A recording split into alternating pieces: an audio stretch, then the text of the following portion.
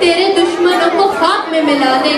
وطن کی مٹی گواہ رہنا کہ تیرے چپے چپے کی حفاظت کے لیے جام شہادت نوش کیا.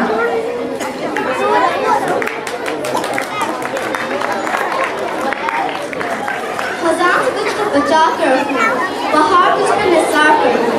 کیسی لگی اپنی پرفارمنس؟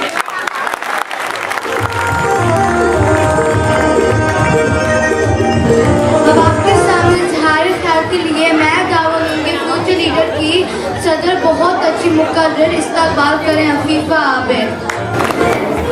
بسم اللہ الرحمن الرحیم. میری ابتدائی نگارش یہی ہے، ابتدا کر رہی ہوں تیرے نام سے. معزز حاضرین کرام، السلام علیکم ورحمۃ اللہ وبرکاتہ. ہر قوم کی امیدوں کا صحیح مرکز نہ اس کے سائنسدان ہوتے ہیں، نہ سیاستدان، نہ ادیب اور نہ فلسفی، بلکہ یہ اس کے بچے ہوتے ہیں. پاکستان کے سامنے ہر دوسرے ملک کی طرح سب سے اہم مسئلہ اپنے بچوں کی صحیح تعلیم و تربیت کا ہے، مگر ابھی تک پاکستان کی کوئی حکومت بھی واضح طور پر یہ پروگرام نہیں دے سکی کہ بچوں کی صحیح تعلیم و تربیت کس قسم کی ہونی چاہیے.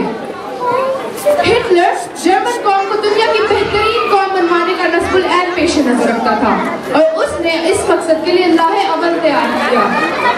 جناب اعلیٰ، وہ ہزاروں صحت مند نوجوان لڑکیوں کے سامنے تقاریر کر کے انہیں زیادہ سے زیادہ صحت مند اولاد پیدا کرنے کے لیے کہا کرتا تھا اور وہ اپنے اس مقصد میں کامیاب رہا.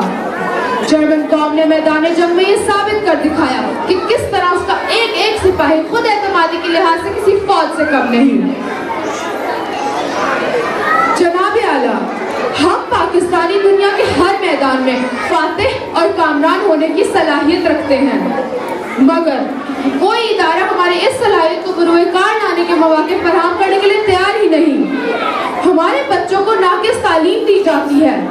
اکثر گھروں میں والدین بچوں سے جانوروں کا سا سلوک کرتے ہیں. بات بات پر مار پیٹ اور گالم گلوچ ان کے لیے معمولی بات ہے. اسی کی وجہ سے ایک مہلک اور خوفناک نتیجہ یہ ہوتا ہے کہ بچے خود اعتمادی اور عزت نفس کسی خصوصیات سے عمر کے ابتدائی حصے میں ہی عاری ہوتے ہیں.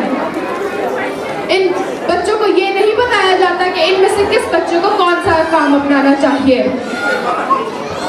ان کے سامنے نہ ملک و قوم کے تقاضے ہوتے ہیں اور نہ ہی دوسری قوموں اور ملکوں کے حالات. یہ بچے جس تاریکی میں پیدا ہوتے ہیں اسی تاریکی میں مر جاتے ہیں.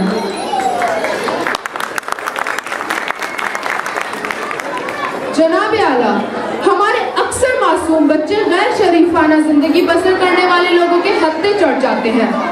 وہ انہیں سبز باغ دکھا کر ان سے مجرمانہ کام کرواتے ہیں اور اسی کی وجہ سے آج ہمارا ملک بدترین دہشت گردی کا شکار ہے.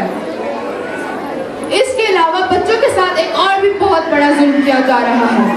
یہ ظلم اونچے گھرانوں میں عام ہے. اکثر والدین بچوں کو جنم دے کر اپنے نوکروں کے حوالے کر دیتے ہیں. یہ لوگ اولاد کو اپنی حقیقی محبت سے پرورش کرنے کے بجائے صرف روپے کے ذریعے پالتے ہیں.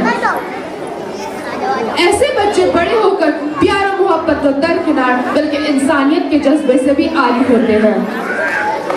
یورپین ممالک بچوں کی دیکھ بھال اور پرورش پر بے حساب پیسہ خرچ کر رہی ہے.